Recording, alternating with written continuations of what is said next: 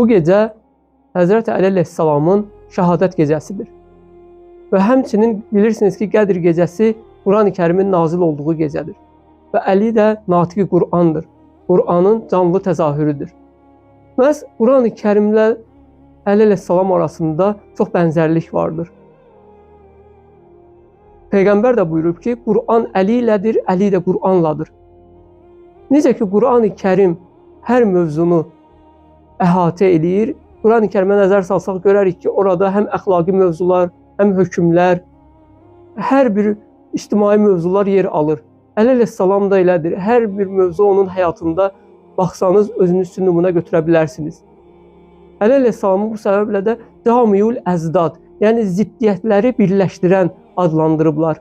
Çünki Əli əleyhissalamın həyatına baxsaq, Əli elə bir şəxs idi ki, Xeybər kimi, Xəndək kimi döyüşlərdə və digər döyüşlərdə meydanda şücaət göstərən, qəhrəmanlıq göstərən Əli bir yetim qarşısında olduqca təvazükar idi.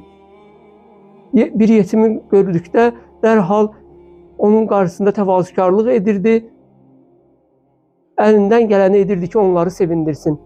Həmçinin Əli əleyhissalam, baxsanız, minbərdə güclü nitq söyləyən, güclü bəlağətə sahib olan Əli Allahla ibadətdə elə ibadət edirdi, ağlayaraq ibadət edirdi ki, sanki onda bu qorxunu heç bir yerdə hiss etmək olmazdı.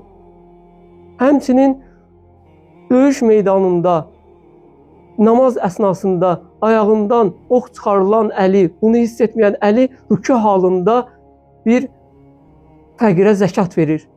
Görürsünüz, Əli əleyhissalam da necə ki, Quran-ı Kərim bütün hər mövzunu əhatə edir, Əli əleyhissalam da ziddiyyətləri birləşdirən bir şəxsdir. Və Əli əleyhissalamın həyatına baxsanız, onun üçün, öz həyatımız üçün hər bir sahədə nümunə götürə bilərik.